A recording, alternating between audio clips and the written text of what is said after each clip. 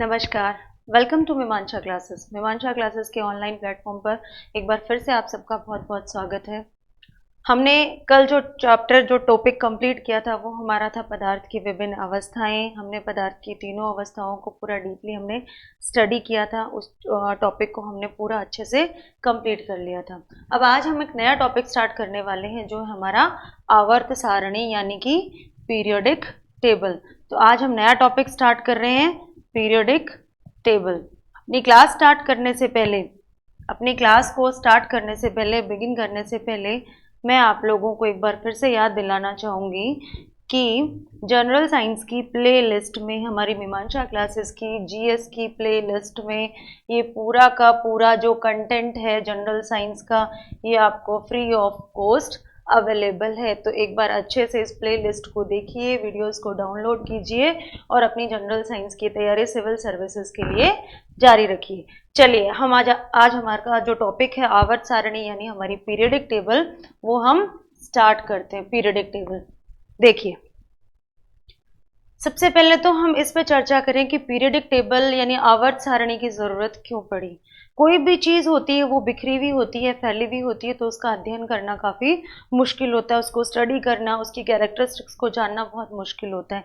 इसीलिए ये periodic table का निर्माण किया गया। सभी तत्वों को एक सूचीबद्ध रूप से, एक सिस्टमेटिक तरीके से अरेंज किया गया सबसे पहले, इसलिए ये पीरियोडिक टेबल जो है वो बनाने की आवश्यकता पड़ी। और ये जो पहली पीरियोडिक टेबल जो आवर्त सारणी हमें दी, वो दी हमारे मेंडलीफ जी ने। पहली जो आवर्त सारणी थी, पुरानी आवर्त सारणी, वो किसने दी हमें? मेंडलीफ ने। किसने दी? मेंडलीफ ने। तो पहला क्वेश्चन तो यहीं पे होता है कि जो आवर्त सारणी थी, पुरानी आवर्त सारणी या बेसिक जो आवर्त सारणी थी, वो किसने तैयार की, किसने प्रिपेयर की थी? मेंडलीफ ने तैयार की थी। देखिए, प्रथमतः आवर्त सारणी का निर्माण मेंडलीफ ने किया था। मेंडलीफ ने क्या किया था? मेंडलीफ ने जो तत्व थे, तब तक ज्ञात जितने भी तत्व थे, उनको परमाणु भार के क्रम में व्यवस्थित करके ये आवर्त सारणी बनाई थी। उनके परमाणु भार, उनका जो एटॉमिक वेट था, उसको बढ़ते हुए क्रम में व्यवस्थित करके उन्होंने ये आवर्त सारणी, ये पीरियोडिक टेबल तैयार की थी। उन्होंने क्या माना था, किस नियम को आधार बनाकर उन्होंने आवर्त सारणी बनाई कि तत्वों के जो भौतिक और रासायनिक गुणधर्म होते हैं वो उनके परमाणु भारों पर निर्भर करते हैं या उनके परमाणु भारों का आवर्ती फलन होते हैं। मेंडलीफ ने क्या माना था? इसे मेंडलीफ का आवर्त नियम भी कहते हैं। क्या कहते हैं इसे? मेंडलीफ का आवर्त नियम भी इसे कहते हैं। आगे हम आधुनिक आवर्त नियम की भी स्टडी करेंगे। इसे मेंडलीफ का आवर्त नियम भी कहते हैं। मेंडलीफ का आवर्त नियम। तो देखिए, मेंडलीफ ने जो आवर्त सारणी बनाई, वो विभिन्न जो तत्व थे उनके परमाणु भारों को आधार बना करके तैयार की। उन्होंने इस आवर्त सारणी के अंदर परमाणु भारों के बढ़ते हुए क्रम में तत्वों को अरेंज किया, व्यवस्थित किया। और इस प्रकार व्यवस्थित करने के लिए उन्होंने इस पुरानी आवर्त सारणी के अंदर 9 तो बनाए वर्ग और 7 बनाए आवर्त। तो देखिए, ये जितने भी आप खड़े देख रहे हैं, ऊपर से नीचे वाले जो कॉलम देख रहे हैं, ये आपके क्या कहलाते हैं? वर्ग कहलाते हैं। क्या कहलाते हैं? वर्ग कहलाते हैं। और जितने भी आप लेफ्ट टू राइट कॉलम देख रहे हैं, ये क्या कहलाते हैं? आवर्त कहलाते हैं। तो मेंडलीफ ने वर्ग कितने बनाए आवर्त सारणी में? 9। और आपके आवर्त कितने बनाए? 7। ये हमें याद रखना है। ये बेसिक डिफरेंस रहेगा मेंडलीफ की आवर्त सारणी और आधुनिक आवर्त सारणी में, क्योंकि आधुनिक आवर्त सारणी में फिर ये जो है वर्गों की संख्या बढ़ जाएगी। ठीक है। अब इस आवर्त सारणी के अंदर मेंडलीफ ने उस समय तक ज्ञात जो कुल तत्व थे, कितने तत्व ज्ञात थे? 63 तत्व। इस आवर्त सारणी में कितने तत्वों को उसने स्थान दिया? 63 तत्वों को उसने, 63 एलिमेंट्स को उसने स्थान इस आवर्त सारणी के अंदर दिया। उस समय तक ज्ञात जितने तत्व थे, 63 तत्व, उन तत्वों को स्थान इसमें आवर्त सारणी में उन्होंने दिया। और इन 63 तत्वों के अलावा उनको पता था कि फ्यूचर में और तत्वों की खोज भी की जाएगी, आने वाले समय में नए एलिमेंट्स की रिसर्च भी होगी, नए एलिमेंट्स की खोज की जाएगी। तो उन्होंने अज्ञात तत्वों के लिए रिक्त स्थान भी इस आवर्त सारणी के अंदर रखा। तो ये थी मेंडलीफ की आवर्त सारणी। सबसे पहले एलिमेंट्स को या तत्वों को क्रमबद्ध करने का जो श्रेय जाता है वो मेंडलीफ को जाता है। सबसे पहले उनको सिस्टमेटिक एलिमेंट्स को जिसने अरेंज किया, वो किसने किया? मेंडलीफ ने किया। मेंडलीफ ने सबसे पहले आवर्त सारणी हमको दी। ये आवर्त सारणी जो थी, इसमें उन्होंने बेसिक आधार किस चीज को बनाया? उसमें उन्होंने तत्वों के परमाणु भार जो थे उनको बेसिक आधार बनाया, परमाणु भार को बेसिक आधार बना करके आवर्त सारणी मेंडलीव जी ने तैयार की थी। इस आवर्त सारणी के अंदर उन्होंने 9 तो वर्ग बनाए और 7 आवर्त बनाए। वर्ग क्या होते हैं? जो ये ऊपर से नीचे तक आप जो कॉलम देख रहे हैं दैट इज नोन एज वर्ग, और आप बाएं से दाएं की ओर जो कॉलम देख रहे हैं उनको हम कहते हैं आवर्त। तो मेंडलीव की आवर्त सारणी में वर्गों की संख्या थी 9 और आवर्तों की संख्या थी 7। मेंडलीव का आवर्त नियम क्या कहता है कि तत्वों के जो भौतिक और रासायनिक गुणधर्म होते हैं, जो उनके फिजिकल और केमिकल प्रॉपर्टीज होती हैं, कैरेक्टरिस्टिक होती हैं, वो उनके एटॉमिक वेट पर निर्भर करती है, यानी कि परमाणु भारों पर निर्भर करती है। उस समय तक उन्होंने इस आवर्त सारणी में कुल कितने तत्वों को स्थान दिया? 63 तत्वों को, 63 एलिमेंट्स को उन्होंने स्थान दिया। और इसके अलावा उनको पता था कि फ्यूचर में नए जो है तत्वों की खोज होने वाली है, तो उन्होंने अज्ञात तत्वों को, जो उस समय तक ज्ञात नहीं था, उनके लिए उन्होंने रिक्त स्थान भी इस आवर्त सारणी के अंदर उन्होंने रखा। तो ये मोटा मोटा बेसिक जो है स्ट्रक्चर था मेंडलीव की आवर्त सारणी का। चलिए आगे बढ़ते हैं। आपको जो मोटे तौर पे याद रखना है वो मेंडलीव का आवर्त नियम बिल्कुल अच्छे से याद रखना है कि मेंडलीव ने किस चीज को आधार बनाया था? परमाणु भार को। किसको आधार बनाया था? परमाणु भार को। और इस मेंडलीव की आवर्त सारणी के अंदर ज्ञात तत्वों की संख्या कितनी थी? 63, और अज्ञात तत्वों के लिए उन्होंने स्पेस रखा था।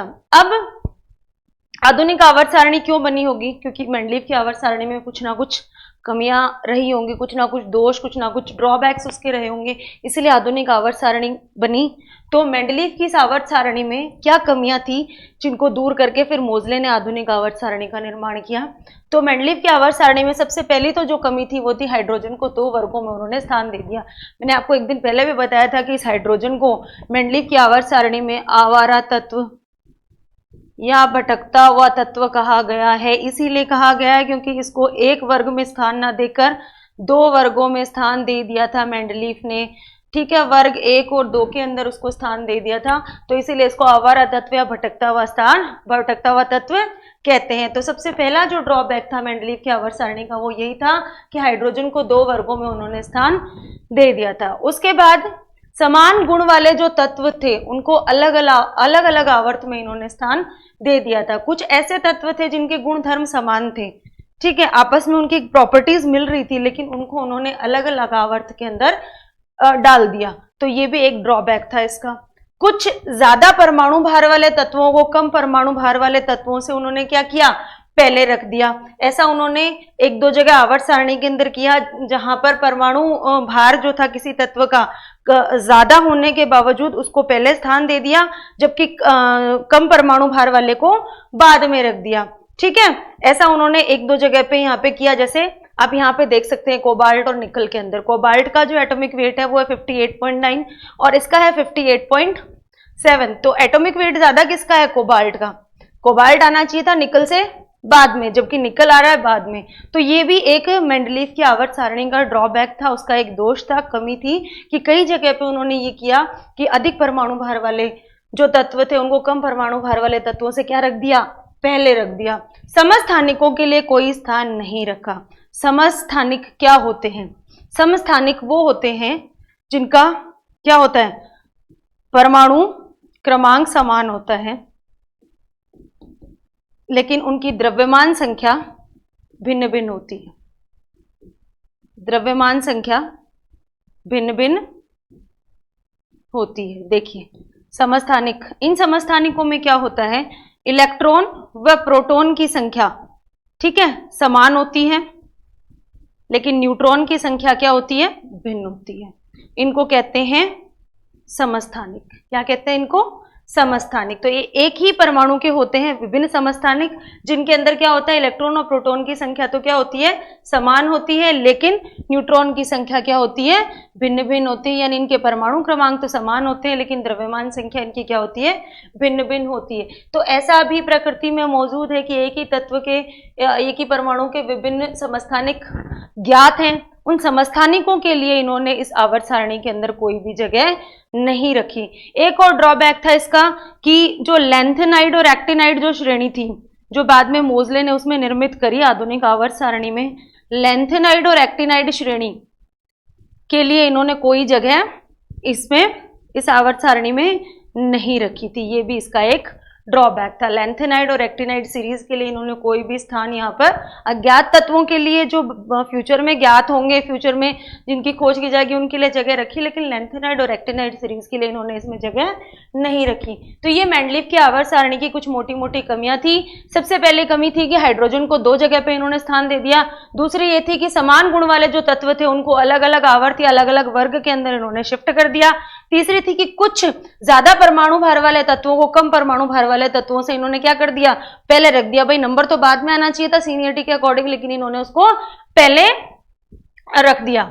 और लास्ट जो पॉइंट है वो है कि समस्थानिकों के लिए इन्होंने कोई स्थान नहीं रखा। और एक और जो पॉइंट है वो ये है कि लैंथेनाइड और एक्टिनाइड सीरीज के लिए भी इन्होंने कोई भी स्थान इस अपनी आवर्त सारणी के अंदर नहीं रखा। इसीलिए मेंडलीव की आवर्त सारणी को फिर से अच्छे से दोबारा से प्रिपेयर करके मोजले साहब ने इसको दुरुस्त करके दोबारा अपनी आवर्त सारणी दी, जिसको कहते हैं आधुनिक आवर्त सारणी। उसमें जो दोष थे, जो कमियां थी, उन सबको दूर करके इन्होंने क्या किया, नई आवर्त सारणी बनाई, जिसको कहते हैं आधुनिक आवर्त सारणी। तो ये आधुनिक आवर्त सारणी किसने दी? सबसे पहला पॉइंट तो किसने दी? मोजले ने दी। किसने दी? याद रखिएगा, किसने दी थी आधुनिक आवर्त सारणी?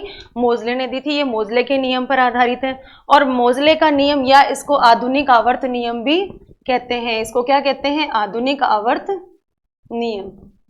याद रखिएगा ये पॉइंट, क्या कहते हैं इसको? आधुनिक आवर्त नियम। क्या है आधुनिक आवर्त नियम? यानी किस चीज को आधार बनाया था मोजले ने? देखिए, मेंडलीव ने आधार बनाया था परमाणु भार को।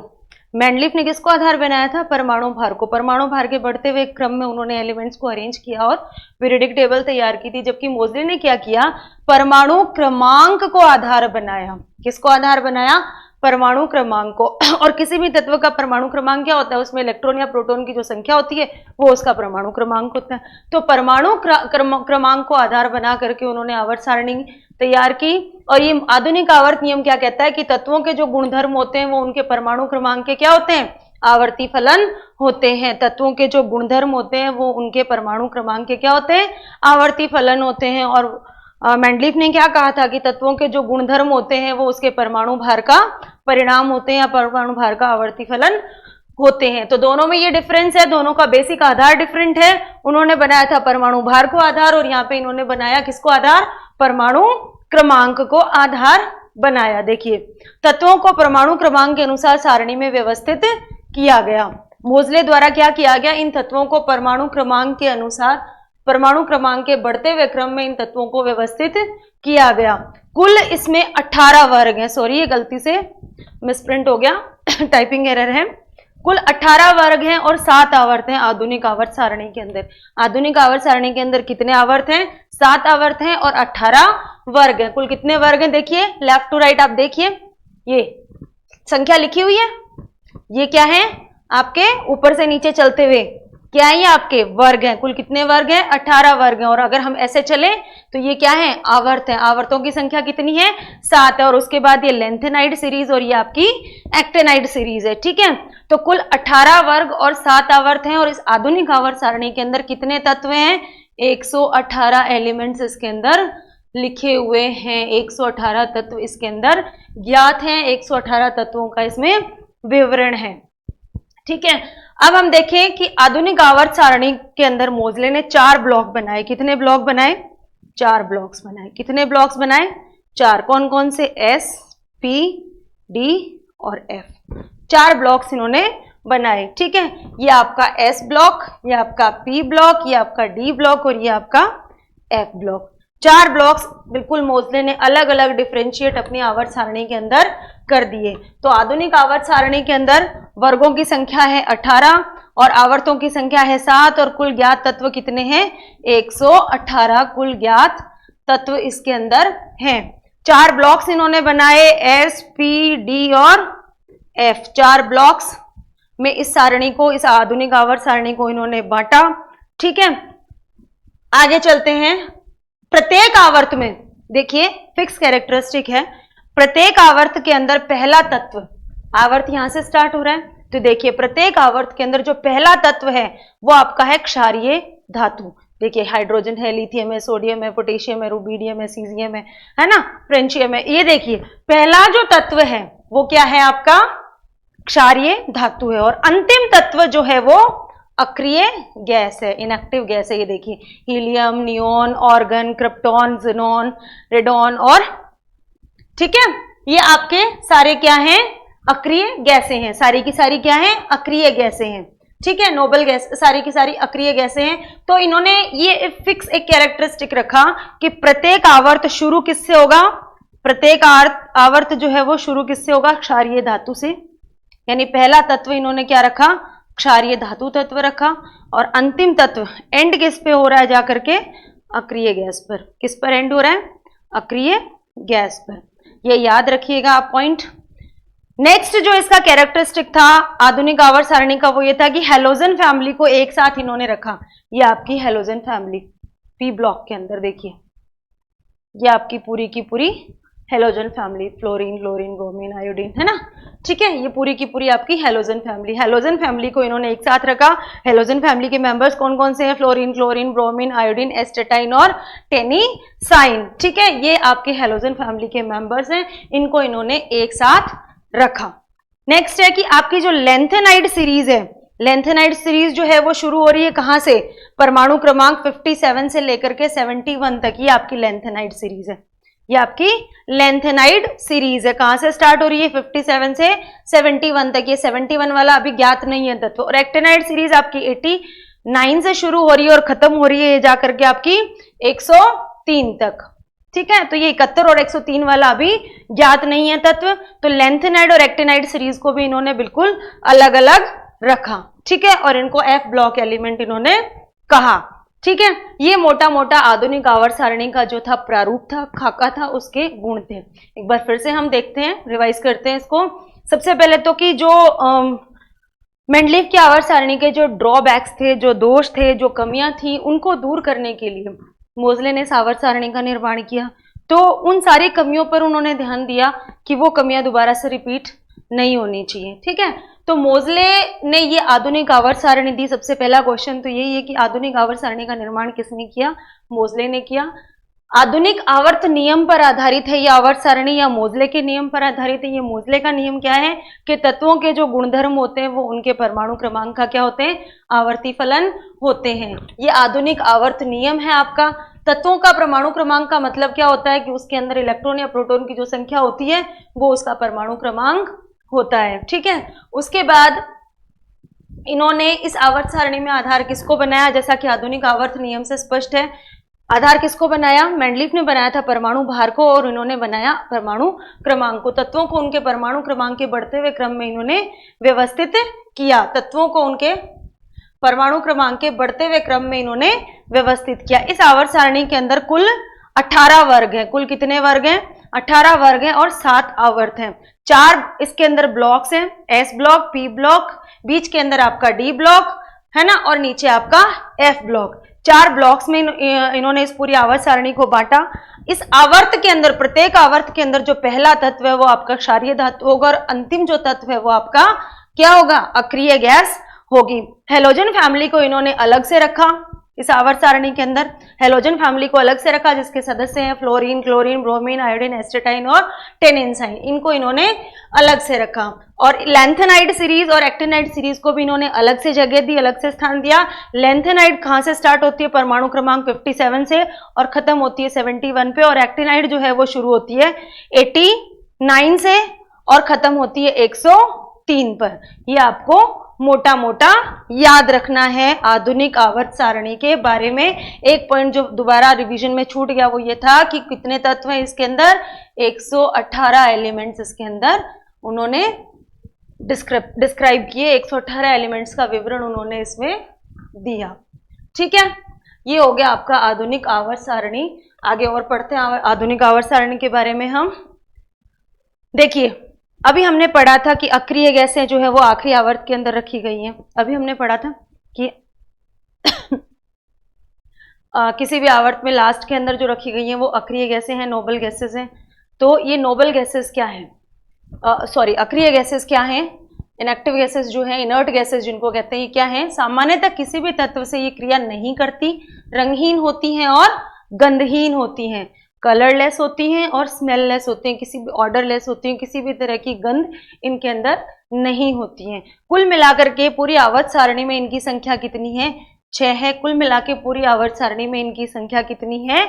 6 है। इन्हें आदर्श गैस भी कहते हैं, इन्हें नोबल गैसेस भी कहते हैं। और नोबल गैसेस में मैं पहले आपको पढ़ा चुकी हूँ। नोबल गैसेस का मतलब क्या है कि इनके बाह्यतम कोश में कितने इलेक्ट्रॉन्स होंगे?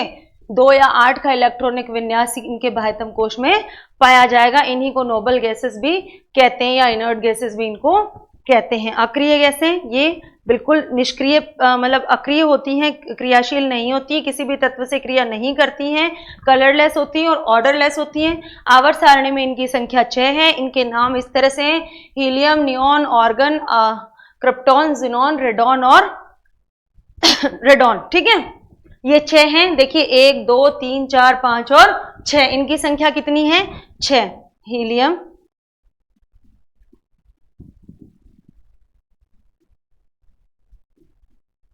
देखिए हम जब पढ़ा करते थे तो हम इनको इस तरह से याद रखते थे: हरभजन, नेहरा, आगरकर, करे, 0, रन। इस तरीके से हमने इसको, जब हमने पढ़ाई की थी तो हमने इसको इस तरीके से याद किया था।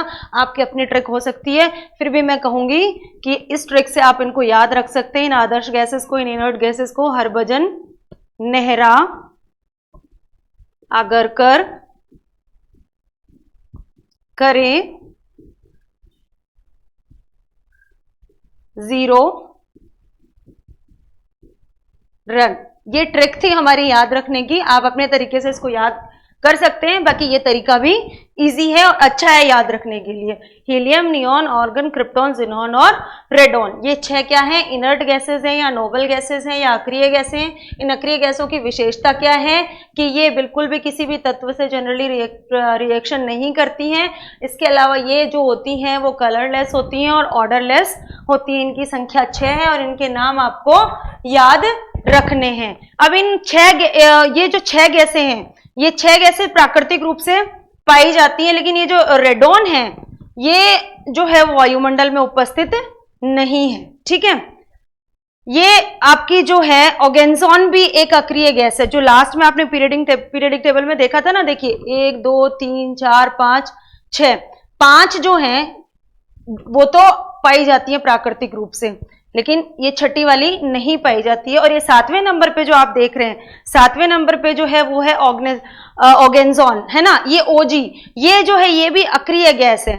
ठीक है, ये भी क्या है? अक्रिय गैस है, लेकिन इसको कृत्रिम रूप से बनाया गया है, इसको कृत्रिम रूप से बनाया गया है। ठीक है, तो ये आपकी इनर्ट गैसेस हो गई।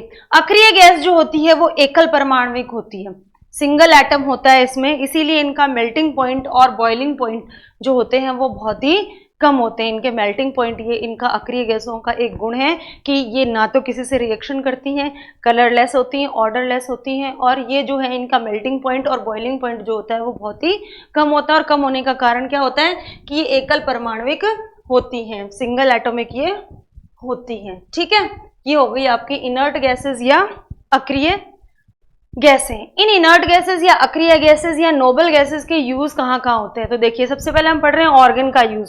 ऑर्गन कहाँ इस्तेमाल होती है? ऑर्गन जो होती है, हमारा जो इलेक्ट्रिसिटी का जो बल्ब होता है, उस बल्ब के अंदर जो टंगस्टन की का जो फिलामेंट लगा हुआ रहता है, ठीक है, उसके ऑक्सीडेशन को रोकने के लिए उसके अंदर ऑर्गन गैस भरी जाती है। तो सबसे पहला जो यूज है इसका वो है कि बिजली के बल्ब में, हमारे इलेक्ट्रिसिटी का जो बल्ब होता है उसके अंदर जो टंगस्टन का फिलामेंट लगा रहता है, उसके ऑक्सीडेशन को रोकने के लिए उसके अंदर कौन सी गैस भरी जाती है?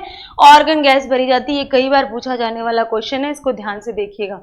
इसके अलावा इस ऑर्गन का प्रयोग किया जाता है मिश्र धातुओं की वेल्डिंग करने में भी।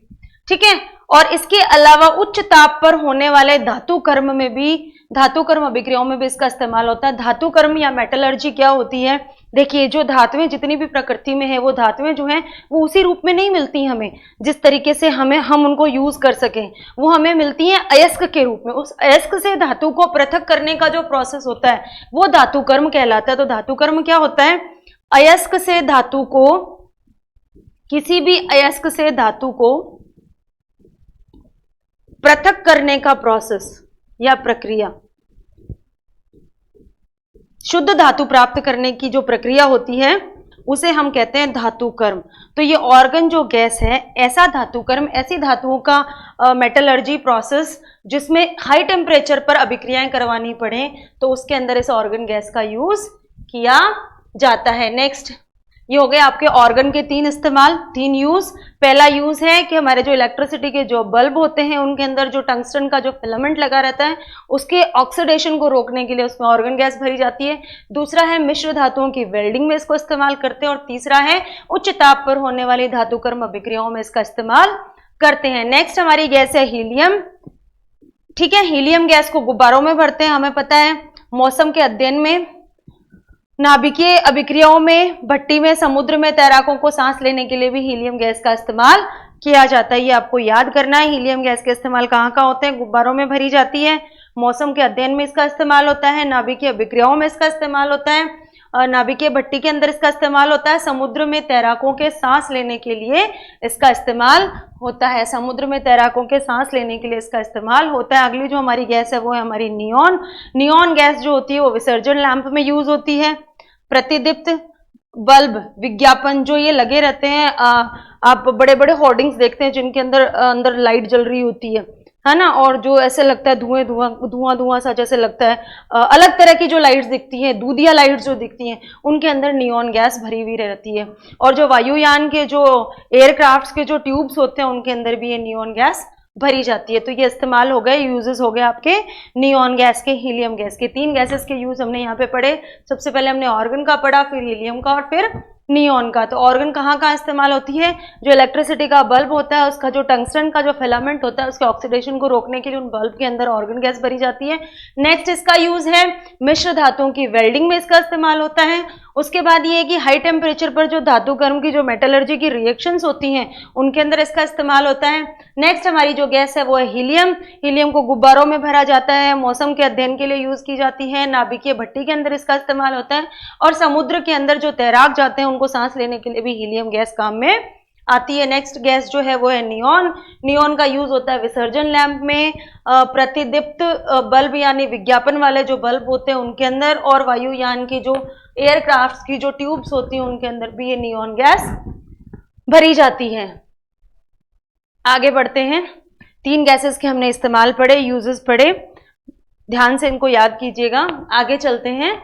कुछ महत्वपूर्ण जो टर्म्स हैं जो आवर्त सारणी से रिलेटेड है, हमारी पीरियडिक टेबल से रिलेटेड है, उनको हम स्टडी करेंगे। तो सबसे पहली जो टर्म है वो है हमारी आयनन विभव। सबसे पहली जो टर्म है वो कौन सी है? आयनन विभव, जिसको हम इंग्लिश में कहते हैं आयनाइजेशन पोटेंशियल। क्या कहते हैं? Ionisation potential. देखिए क्या होता है आयनन विभव। आयनन विभव क्या होता है? कोई भी तत्व है, उसी तत्व के विलगित गैसीय परमाणु की बाह्यतम कोश से एक इलेक्ट्रॉन के निकलने के लिए जो आवश्यक ऊर्जा होती है, वो कहलाती है उस तत्व का आयनन विभव। ध्यान से समझिएगा इसको। आयनन विभव क्या होता है? ये मान लीजिए हीलियम एटम है। इस हीलियम एटम से एक इलेक्ट्रॉन को निकालने के लिए जो हमें ऊर्जा चाहिए, एक इलेक्ट्रॉन को निकालने के लिए हमें जो ऊर्जा चाहिए वो ऊर्जा कहलाएगी आयनन विभव। वो ऊर्जा कहलाएगी आयनन विभव। और उसके बाद एक और इलेक्ट्रॉन निकालने के लिए चाहिए तो वो कहलाएगी सेकंड आयनाइजेशन या द्वितीय आयनन विभव। ठीक है, एक इलेक्ट्रॉन निकालने के लिए, इसके बाह्यतम कोश से एक इलेक्ट्रॉन को निकालने के लिए हमें जो ऊर्जा, जो एनर्जी चाहिए वो कहलाती है आयनन विभव। एक बार फिर से हम इसको रिपीट करेंगे। आयनन विभव क्या होता है? किसी भी विलगित गैसीय परमाणु के बाह्यतम कोश से, अभी हीलियम तो हमें पता है इसका परमाणु क्रमांक 2 होता है, इसके बाह्यतम कोश में इलेक्ट्रॉन होते ही 2 हैं। कितने होते हैं? 2 ही होते हैं। हाइड्रोजन के बाद हीलियम आता है, 2 है तो 2 है, 2 ही इलेक्ट्रॉन है इसके पास। ठीक है, किसी भी विलगित गैसीय परमाणु के बाह्यतम कोश से एक इलेक्ट्रॉन को निकालने के लिए जो ऊर्जा चाहिए वो कहलाती है उसका आयनन विभव या आयनाइजेशन पोटेंशियल। दूसरी बात आती है इलेक्ट्रॉन बंधुता की, जिसको कहते हैं इलेक्ट्रॉन एफिनिटी। इलेक्ट्रॉन एफिनिटी, देखिए एफिनिटी में पॉजिटिविटी है। पॉजिटिविटी का मतलब कि कुछ ना कुछ गेन करना चाहेगी, तो देखिए कोई भी उदासीन परमाणु है, कोई भी न्यूट्रल परमाणु है जिसके ऊपर कोई भी चार्ज नहीं है, के इलेक्ट्रॉन ग्रहण करने के लिए जो आवश्यक ऊर्जा है, कोई भी न्यूट्रल एटम है उसको एक इलेक्ट्रॉन ग्रहण करने के लिए जितनी ऊर्जा चाहिए, जो एनर्जी चाहिए, वो उसकी कहलाएगी इलेक्ट्रॉन बंधुता या इलेक्ट्रॉन को बांधने की क्षमता, इलेक्ट्रॉन को अपने अंदर लेने की क्षमता, जो ऊर्जा उसको चाहिए, उसके लिए जो कैपेसिटी उसको चाहिए, that is known as electron बंधुता या electron affinity, that is known as electron बंधुता, उसको हम कहते हैं इलेक्ट्रॉन बंधुता या इलेक्ट्रॉन एफिनिटी। तीसरी जो चीज है वो है विद्युत ऋणता यानी इलेक्ट्रोनेगेटिविटी।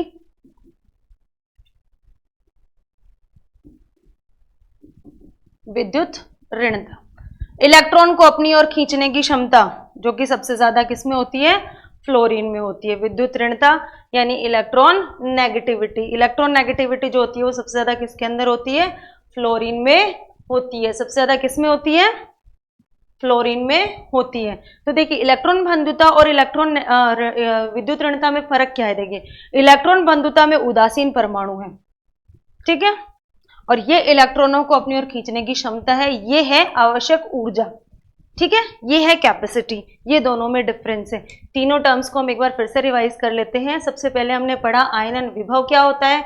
आयनन विभव क्या होता है, किसी भी विलगित गैसीय परमाणु के बाह्यतम कोश से एक इलेक्ट्रॉन को निकालने के लिए जो ऊर्जा चाहिए वो आवश्यक ऊर्जा क्या कहलाती है, उसका आयनन विभव कहलाती है। इलेक्ट्रॉन बंधुता किसी भी उदासीन परमाणु के इलेक्ट्रॉन ग्रहण करने हेतु जो आवश्यक ऊर्जा है, जो एनर्जी, जो नेसेसरी एनर्जी है, वो क्या कहलाती है, इलेक्ट्रॉन बंधुता कहलाती है। और विद्युत ऋणता क्या होती है, और सर्वाधिक इलेक्ट्रॉन बंधुता किसमें होती है, याद रखिएगा, सर्वाधिक जो इलेक्ट्रॉन बंधुता है वो क्लोरीन में होती है। सर्वाधिक इलेक्ट्रॉन बंधुता किसमें होती है, क्लोरीन में होती है। और विद्युत ऋणता क्या है, इलेक्ट्रॉन्स को अपनी ओर आकर्षित करने की या अपने ओर खींचने की जो क्षमता है वो कहलाती है आपकी विद्युत ऋणता। और सबसे ज्यादा विद्युत ऋणता होती है फ्लोरीन की। सबसे ज्यादा विद्युत ऋणता किसकी होती है, फ्लोरीन की, यह आपको याद रखना है। तो ये तीन इंपॉर्टेंट टर्म्स थी, आयनन विभव, इलेक्ट्रॉन बंधुता और विद्युत ऋणता।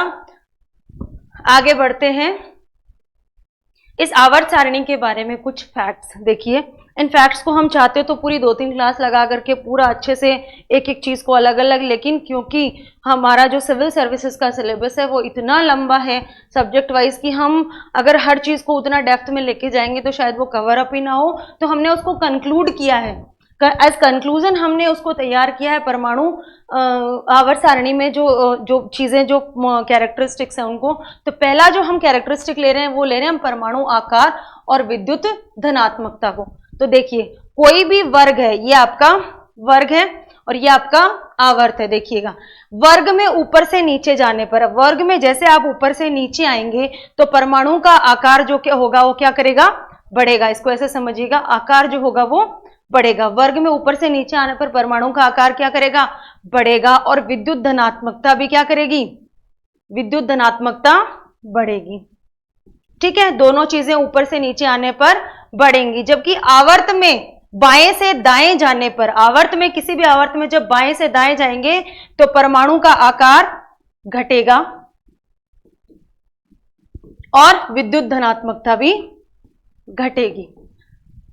शॉर्ट में शायद आपको और अच्छे से याद हो सके ये चीज, ऐसे डायग्राम आप प्रिपेयर करके आप इसको याद कर सकते हैं अच्छे से। देखिए किसी भी वर्ग के अंदर ऊपर से नीचे जब हम आएंगे तो जो परमाणु का आकार है वो बढ़ेगा और विद्युत धनात्मकता भी बढ़ेगी। किसी भी आवर्त में जब हम बाएं से दाएं जाएंगे तो परमाणु का आकार घटेगा और विद्युत धनात्मकता भी घटेगी। क्लियर। नेक्स्ट जो चीज है वो अभी हमने पढ़ी, आयनन ऊर्जा और विद्युत ऋणता और इलेक्ट्रॉन बंधुता, ये तीनों कैसे प्रभावित होती है। देखिए किसी भी वर्ग में ऊपर से नीचे, ये वर्ग है, वर्ग में जैसे ऊपर से नीचे हम आ रहे हैं, ऊपर से नीचे आने पर जो है आयनन ऊर्जा, विद्युत ऋणता और इलेक्ट्रॉन बंधुता तीनों जो है वो क्या करेंगी, घटेंगी। देखिए आयनाइजेशन पोटेंशियल, आपकी इलेक्ट्रॉन एफिनिटी और इलेक्ट्रॉन नेगेटिविटी तीनों क्या होंगी, घटेंगी। वर्ग में ऊपर से नीचे आने पर तीनों क्या करेंगी, घटेंगी। और आवर्त में बाएं से दाएं जाने पर ये तीनों क्या करेंगी, बढ़ेंगी। तीनों क्या करेंगी, बढ़ेंगी, ठीक है। तो एज कंक्लूजन आपको मैं उम्मीद करती हूं कि ये चीज ज्यादा अच्छे से याद रहेगी, ठीक है। देखिए एक बार फिर से हम इसको रिपीट कर लेते हैं कि किसी भी वर्ग में ऊपर से नीचे आने पर उस परमाणु का आकार जो है वो बढ़ेगा, विद्युत धनात्मकता भी बढ़ेगी। आवर्त में बाएं से दाएं जाने पर परमाणु आकार घटेगा और विद्युत धनात्मकता भी घटेगी। किसी भी वर्ग में ऊपर से नीचे आने पर आयनन विभव का मान बढ़ेगा, आपकी विद्युत ऋणता का मान बढ़ेगा, आपकी इलेक्ट्रॉन बंधुता का मान भी बढ़ेगा। और किसी आवर्त में बाएं से दाएं जब हम जाएंगे तो उसके आयनन विभव का मान, सॉरी उल्टा बोल दिया मैंने, यहाँ पे आयनन विभव का मान घटेगा वर्ग में ऊपर से नीचे आने पर, इलेक्ट्रॉन बंधुता का मान घटेगा और विद्युत ऋणता का मान भी घटेगा। किसी आवर्त में बाएं से दाएं जब जाएंगे तो आयनन विभव का मान बढ़ेगा, विद्युत ऋणता का मान बढ़ेगा और आपकी इलेक्ट्रॉन बंधुता का मान भी बढ़ेगा। ठीक है, यही कारण है कि अक्रिय गैसों का जो आयनन विभव है वो ज्यादा होता है, जबकि विद्युत ऋणता और उनकी जो इलेक्ट्रॉन बंधुता है वो क्या होती है, कम होती है। ठीक है, ये कुछ इंपॉर्टेंट फैक्ट्स थे किसके बारे में, आपकी आवर्त सारणी के बारे में या पीरियोडिक टेबल के बारे में। मोटा मोटा हमने आवर्त सारणी के बारे में जो है अध्ययन हमने कर लिया है। हमारी पुरानी आवर्त सारणी, मेंडलीफ का आवर्त नियम, आधुनिक आवर्त सारणी में कितने तत्व हैं, आधुनिक आवर्त नियम किसने दी थी, मोजले ने दी थी, और जो पुरानी आवर्त सारणी के ड्रॉबैक्स थे वो क्या क्या थे। अच्छा, जो मोटे मोटे जो फैक्टर्स हैं वो किस तरह से प्रभावित हो रहे हैं इस आधुनिक आवर्त सारणी के अंदर ऊपर से नीचे आने पर वर्ग में या आवर्त में बाएं से दाएं जाने पर। अब हम जो कल जो टॉपिक स्टार्ट करेंगे नेक्स्ट, वो हम इस आवर्त सारणी से उठा करके लेंगे, वो लेंगे हम धातु, अधातु और उपधातु। आज का टॉपिक हमारा यहाँ पे कंप्लीट होता है। किसी भी तरह की अगर कोई क्वेरी हो आपके मन में, कोई क्वेश्चन हो, तो आप कमेंट बॉक्स में रेज कर सकते हैं, आपको उसका रिप्लाई मिलेगा। आशा करती हूँ आवर्त सारणी से रिलेटेड सारी क्वेरीज आपकी आज दूर हुई होंगी। अच्छे से आप इसको स्टडी करें, ये बिल्कुल एग्जाम पर्पज से बहुत यूजफुल टॉपिक है और बहुत ज़्यादा काम आने वाला है। Thank you very much, have a nice day.